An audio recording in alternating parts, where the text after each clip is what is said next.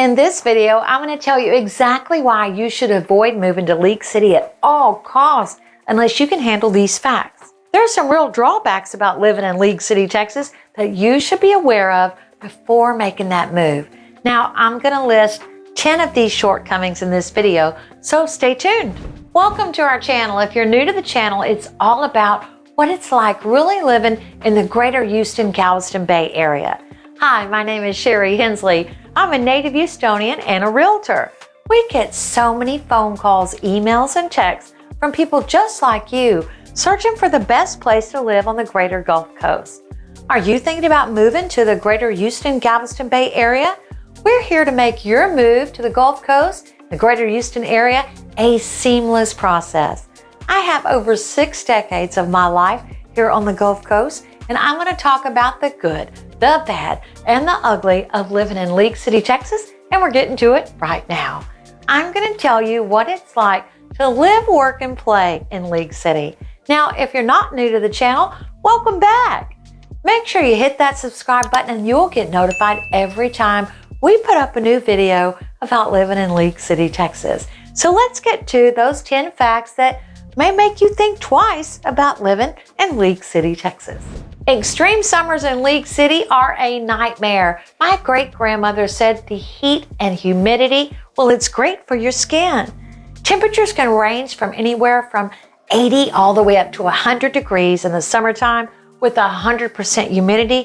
Whew, and that heat index, many days are going to be well over 100 degrees. So it's going to be hot and humid and sticky and muggy. And if you're not used to the extreme heat, you may not want to endure these temperatures. We don't exercise or mow or do anything really strenuous in the heat of the day, and you'll see people with bottled water everywhere you go to stay hydrated. Did you know that Houston, Texas is the most air-conditioned city in the nation? It's because it's hot. AC isn't a luxury here, y'all. It's mandatory. If you can't handle Hades hot, the League City area may not be for you. We have really high property taxes in Texas. Now, the state of Texas doesn't have a state income tax, so you get to keep more of your earnings. But the counties and the cities, they need money to run, so you're going to see higher property taxes here. Now, tax rates are about 2.5%, but when you get in the suburbs, it's going to be higher. Now, let me explain what that means. League City is going to have a property tax, and if you look in the suburbs, it's going to be higher.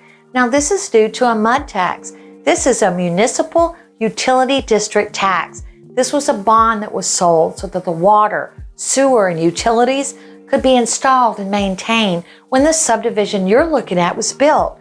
Now, all owners will pay this tax each year. Your home is going to be valued by the county appraisal district every year. They're going to take this value and they're going to multiply it by the tax rate.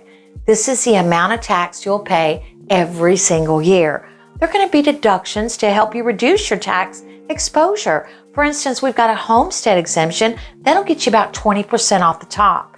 There's also an over 65 exemption, which can save you more. There are also disability exemptions available as needed. So if you buy a home in the suburbs and you have a MUD tax, your $700,000 house, you could be paying $21,000 to $28,000 a year in property taxes before any exemptions are filed.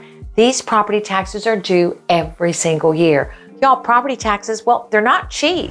Hurricane season here is from June 1st to November 1st, and storms are often seen land here in August or September. Now, League City is close to the coast and it's barely above sea level, so you are going to see some flooding.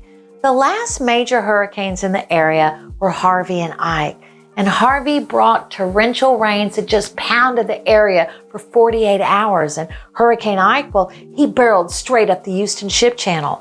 There are areas that are going to be more prone to flooding, so always ask your realtor if the home you're interested in is in a flood zone. Did it have any damage from previous hurricanes?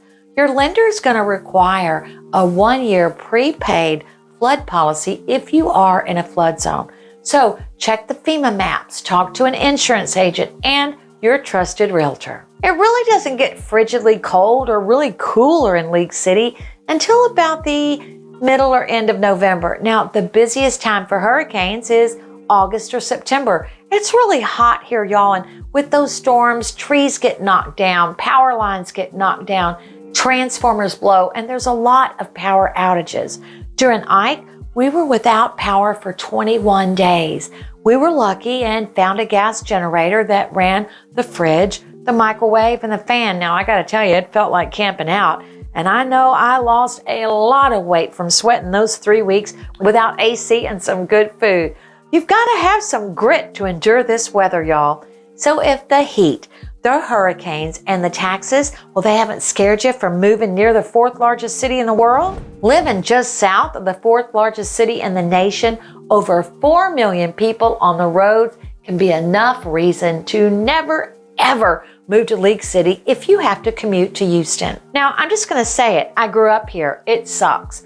It's terrible. I grew up in Houston, and I can honestly say it's awful.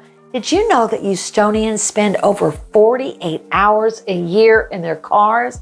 Some days, you're going to feel like you've been in your car for 48 hours in one stretch. People moving to Houston, the city expanding far and wide. Many families move to suburban areas to give their children great schools and after-school amenities. Now, the suburban areas are really the best of both worlds, and many folks do commute. The government has had to build new highways and toll roads. Oh my, it's just crazy. You may consider owning a home close to your employer if you can't work from home to avoid some of this daily traffic craziness. Peak traffic times are 6 a.m. to about 9 a.m. and about 4 p.m. to 8 p.m. Pack your patience, some coffee or tea or water or snack. Turn on your favorite station and just ride it out. Mosquitoes. The coast is humid and hot and a perfect breeding ground for mosquitoes. Those bloodsuckers, well, they're going to catch you and leave whelps all over your body. Well, they do mine. I keep the skin so soft and any other insect repellent I can find ready at all times. Now I'm going to give you a word to the wise.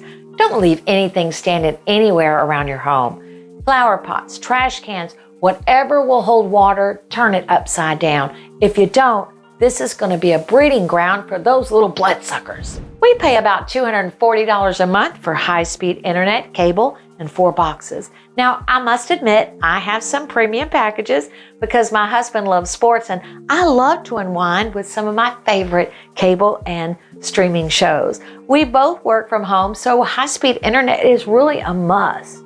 Now, a lot of folks are working from home post-COVID. What are you paying for cable and high-speed internet? Comment below. I want to know what you're paying. We really don't have adequate citywide transportation in League City, so a car is pretty much a necessity. Now, if you don't want to drive into Houston and deal with that traffic, you could use the park and ride. These lots are strategically placed in the suburbs, which provide bus service at peak times for commuters in these suburban areas. A great option to read and just let someone else do the driving. Now, another option is the HOV lane. This is a high occupancy vehicle lane. It's great for getting in and out of town in a hurry. Now, there's a catch. You've got to have 2 or more commuters to enjoy this toll lane of sorts. Now, I know I've said this several times. League City is a car-dependent city. In Texas, we love our cars and trucks and the freedom to move about as we please, when we please. And on that note, with everything being bigger in Texas, Houston has a few toll roads to get you around for a fee.